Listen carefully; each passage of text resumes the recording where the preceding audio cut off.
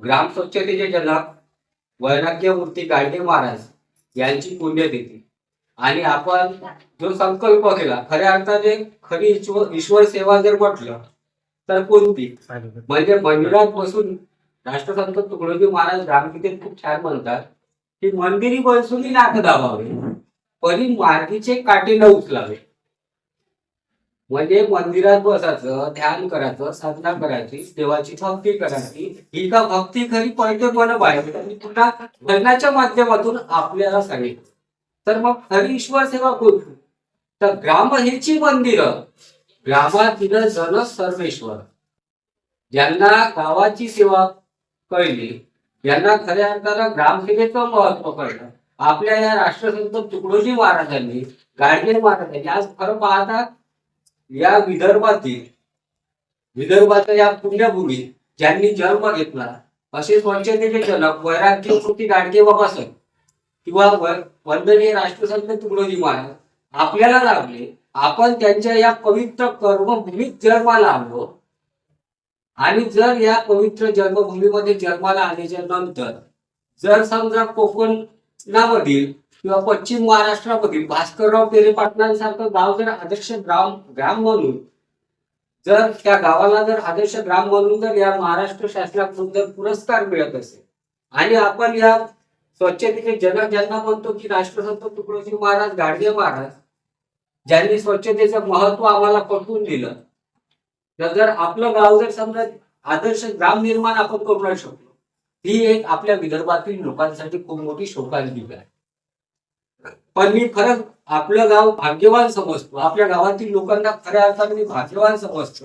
तर माझ्यासारख्या एका छोट्याशा लहानशा मुलासोबत मी घेतलेला एक छोटासा संकल्प आणि त्या संकल्पात आपण सर्व सहभागी झालो. आपण खूप चांगल्या पद्धतीने त्याच्यामध्ये सहकार्य करत आहे.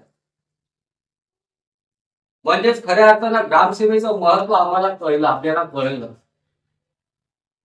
आणि खरंच आज गुरुजी किंवा तुम्हाला सगळ्यांना मी सांगतो का हे गाव आपण नक्कीच एक आदर्श ग्राम म्हणून या सावलीबाग सर्कल मध्येच नाही, आज तो सावलीबाग सर्कल ग्रुप बनवला आपण आपल्या गावामध्ये जे उपक्रम राबवतात, या उपक्रम राबवण्याचं कारणच हे आहे की आपल्याला नुसतं म्हणजे एक पिंपळगाव आपल्याला आदर्श ग्राम नाही बनवायचा आहे, तर आपल्याला पूर्ण सावलीबाग सर्कल आदर्श ग्राम बनलं. आपण जो व्हॉट्सअपचा ग्रुप बनवला त्या व्हॉट्सअपच्या ग्रुपवर जे आपण आपल्या गावामध्ये आठवड्यातील एक दिवस आपण गावासाठी दिला पाहिजे. आपण तर पूर्ण वेळ आपल्या परिवारासाठी जगणार. परिवारासाठी आलेला प्रत्येक माणूस जन्माला आलेला आपल्या परिवारासाठी जगत असतो. पण आपल्या गावाचं आपल्यावर काहीच ऋण नाही आहे का? किंवा आपल्या या समाजाचं आपल्यावर काहीच ऋण नाही आहे का? किंवा आपल्या या देशाचं आपल्यावर काहीच ऋण नाही? अहो, त्यांनी पूर्ण परिवाराचा त्याग, आज लेकराचा त्याग केला गाडगे बाबांनी. गुरुजी गाडगे बाबाचं एका ठिकाणी कीर्तन चालू होतं. त्या कीर्तनामध्ये गाडगे बाबांना एका त्यांच्या सेवकांनी संदेश दिला की गाडगे बाबा आपला गोविंदा गेला. त्यावेळेस गाडगे बाबा म्हणतात ऐसे केले कुठे ना कुठे काय रडू एकच. आज एवढा मोठा त्याग स्वतःचं लेकरू या गाडगे बाबांनी या समाजासाठी दान दिलं. या गाडगे बाबांनीच नाही तर आपल्या या देशाची राज्यघटना ज्या बाबासाहेबांनी केली. आम्ही म्हणतो का करायचं या गावासाठी, का करायचं या देशासाठी, का करायचं या महाराष्ट्रासाठी. जर आज जर या महापुरुषांचा त्याग जर बघितला तर डोळ्यात अश्रू येण्यासारखं कार्य त्यांनी आपल्या समाजासाठी केलं, आपल्यासाठी केलं, तुमच्या आमच्यासाठी केलं. आज जर आपण जर या रस्त्याला जर छाती बघून चालण्याचा अधिकार जर आपल्याला कोणी दिला असेल तर या संत महापुरुषांनी दिला.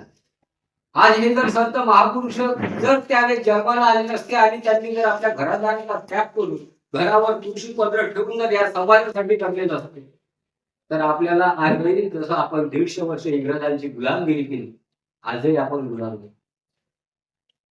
डॉक्टर बाबासाहेबांनी त्यांचा राजरत्न नावाचा मुलगा, तर त्यांचे सुद्धा शब्द आहेत की माझा राजरत्न आज जरी गेला असेल पण येणारे राजरत्न हजारो माझे राजरत्न टाळ सुटतात आणि उठात दिसतात.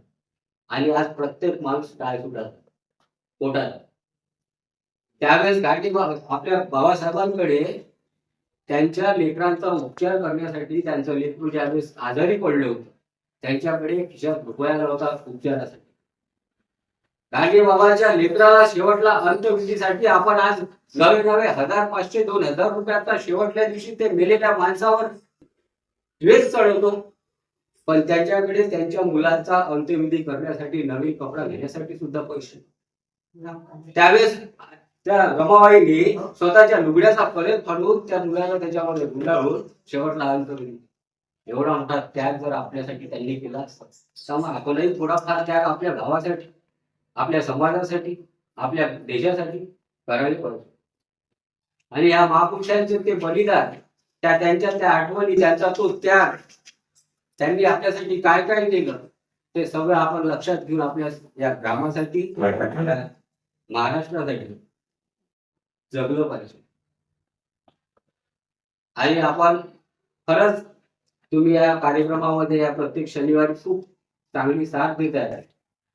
अशीच साथ तुमची यापुढे जाईल मला एवढी खात्री आहे. कारण का मला माहिती माझ्या गावातील लोक खऱ्या अर्थानं खरंच तुम्ही ग्रामसेवेची या सर्व सामाजिक कार्यामध्ये साहेब या आजच नाही, याच्या आधीपासून कितीतरी वर्षापासून मी बघत होतो या गावातल्या लोकांना या सगळ्या गोष्टीची खऱ्या अर्थानं आवड आहे. आणि प्रत्येक कार्यामध्ये खरंच मी बघतो प्रत्येक कार्यामध्ये समोर राहत असतो आणि असेच राहणार. आणि तुमच्यासाठी आदर्श ग्रामसेवक आमच्या या गावाला लागले त्याच्याबद्दल ग्रामसेवक साहेबांसाठी थोडशा टाळ्या होऊ द्या. आपण पाहतो आतापर्यंत त्या कार्यामध्ये खूप कमी इंटरेस्ट घेणारे आपल्याला ग्रामसेवक मिळाले, पण आज ग्रामसेवक साहेब पण आपल्याला खूप चांगल्या पद्धतीने या कार्यामध्ये आपल्याला मदत करत आहे. कसं आहे, एखादी मेळ आहे तर त्या मेळाचा मेळ करीत जर समजा झोपी जाणारा राहिला किंवा पांघरून घेऊन झोपणारा राहिला तर मग बाकीचे झोपूनच राहील. मग ते स्वतः बरोबर आपल्या 8चा टाइम चुकून आहे. ज्याने केले असेल तर गुन्हा तर ग्रामआत्मा समुदायाचे काम असतो बोलण्याचा अधिकारी समजतो आहोत. राष्ट्रसंत पुढे मला ग्रामीण देत नाही तर मग कोणी या कोणी बोलाव काहीतरी कृती नाही असायला पाहिजे. साहेब बोलण्याचे अधिकारी साहेब बोलले, साहेबांना म्हटलं चला ग्रामसेवेसाठी निघायचं आहे आपण साहेबाच्या एका शब्दावर आलो, कारण का साहेब कृतीमध्ये करतात. म्हणून योग विधी इकॉनॉमिक स्थिती वायाची उपाधी दंपसारी तुकाराम महाराजांनी म्हटलं आहे. एखादी माणूस खूप मोठा योगी आहे, ज्ञानी आहे, तपी आहे, तो एखाद्या हिमालयाच्या पर्वतावर जाऊन बसला तिला खूप मोठा तप करून राहिला, तो त्याने खरी देवभक्ती नाही म्हटले तर ही खरी देवभक्ती आज आपण आपल्या गावामध्ये करून राहतो. आणि ही देवभक्ती समजली आपल्याला याचा अर्थ म्हणजे आपल्याला राष्ट्रसंत तुकडोजी महाराज, गाडगे महाराज, डॉक्टर बाबासाहेब आंबेडकर, राष्ट्रपिता महात्मा गांधी, छत्रपती शिवाजी महाराज, स्वामी ज्ञानोबा, जगद्गुरू तुकोबाराय या सर्व संतांचे, महापुरुषांचे विचार खऱ्या अर्थाने आपल्याला पाहिजे असं मला वाटते. आणि मी इथं वाटते आणि आपण एक शेवट एकच बोलतो कि ना धरती पहले ना आसमान पहले, गीता और कुरान में इंसान पहले, ये मंदिर मस्जिद के मसले हम आपको मुबारक हो, हमारे लिए सबके लिए हमारा हिंदुस्तान पहले. जय हिंद, जय भारत, जय भारत.